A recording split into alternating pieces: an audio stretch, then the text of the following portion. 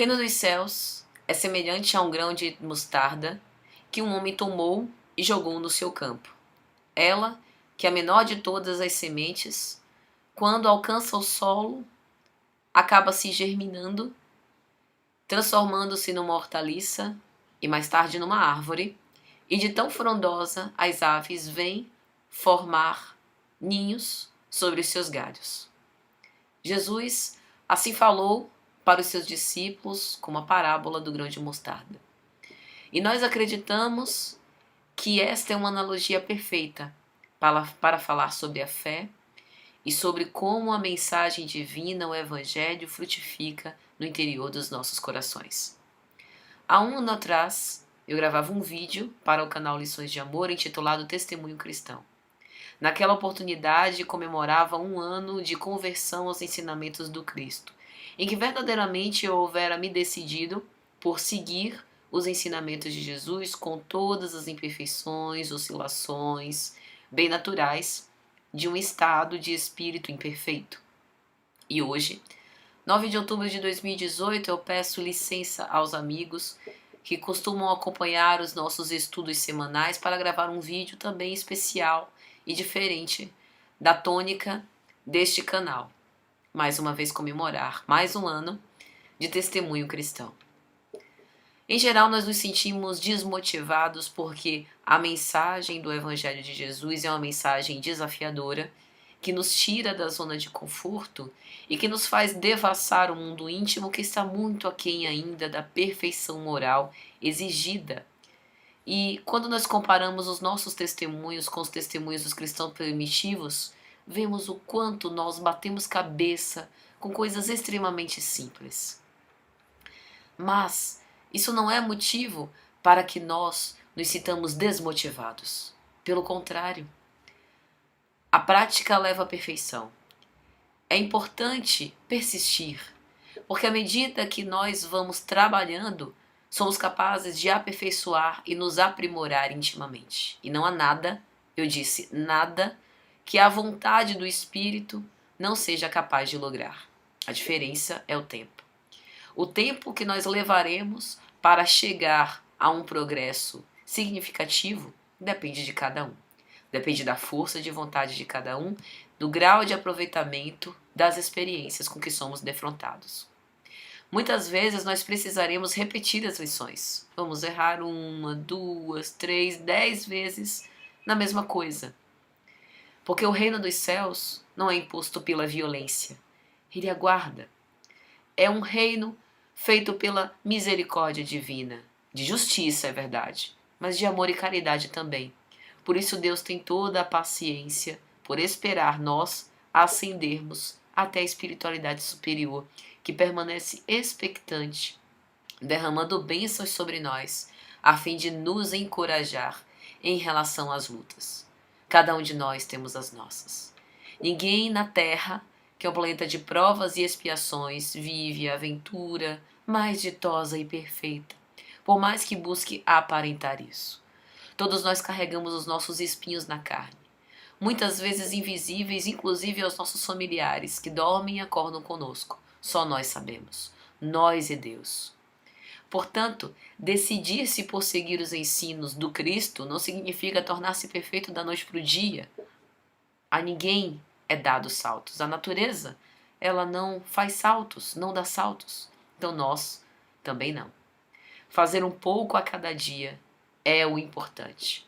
É isso que Deus quer de nós, a fim de que a nossa perfeição seja alcançada por mérito e não por predileção, porque Deus não faz predileção de pessoas.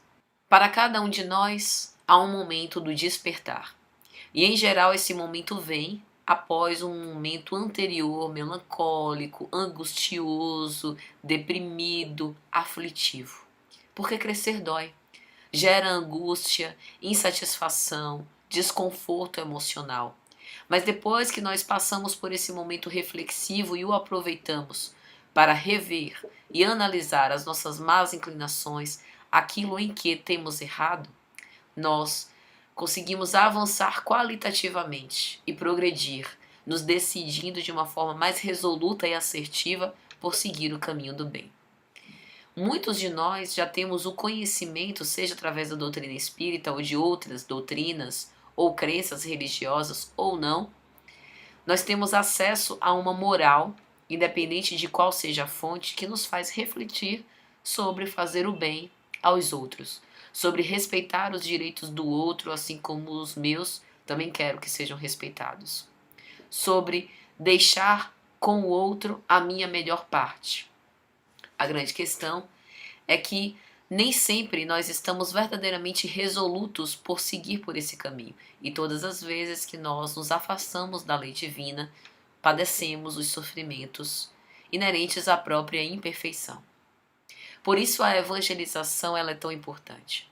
Porque ainda que nós hajamos como o filho pródigo, que pede ao pai parte na herança antes da sua morte, e vamos viver o mundo distribuindo os recursos com prodigalidade, desperdiçando esses recursos que a divindade nos deu a fim de que pudéssemos ser os multiplicadores, ainda assim, nós saberemos que haverá um Pai amoroso, expectante pelo nosso retorno, que simboliza muito bem essa comunhão do ser individual com a sua verdade interna, com a sua centelha divina, a comunhão com a lei divina que jaz dentro de nós. Porque todos nós temos uma essência divina. Às vezes nos esquecemos dela. E sempre na vida temos um momento ou vários momentos que são convites para esse despertamento. A perda de um ente querido, que nos abala emocionalmente. Uma profunda decepção ou frustração, que faz a gente mergulhar numa depressão muito grande. Uma doença, que em geral é uma porta de iluminação para que a gente possa despertar para aquilo que é de fato importante na vida. Ou um acontecimento feliz, como o nascimento de um filho, um casamento, uma grande realização profissional, em que nós vamos despertando para esses tesouros imperecíveis, aqueles que as traças não corroem, que os ladrões não roubam. E assim, nós nos lembramos das palavras de Jesus para Nicodemos, que disse que para ver o reino dos céus seria necessário nascer de novo. E para entrar, nascer da água e pelo Espírito. E todos os dias nós temos essa santa oportunidade de nascer pelo Espírito.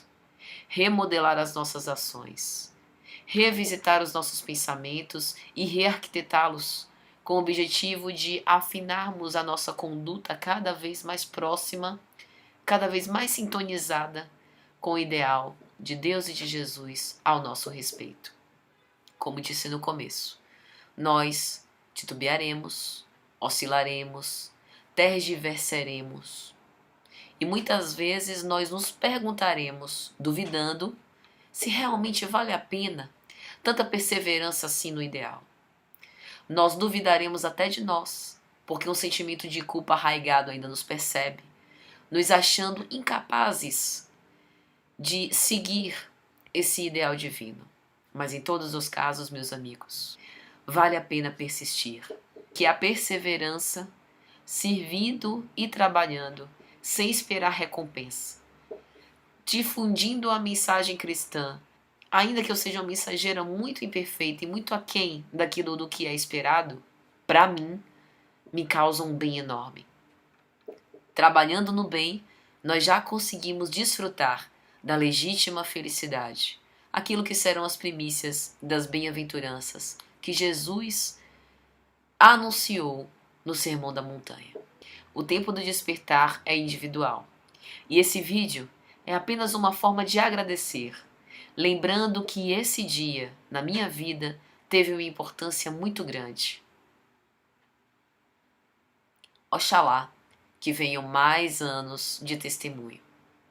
Muita paz a todos. Até a próxima, se Jesus permitir.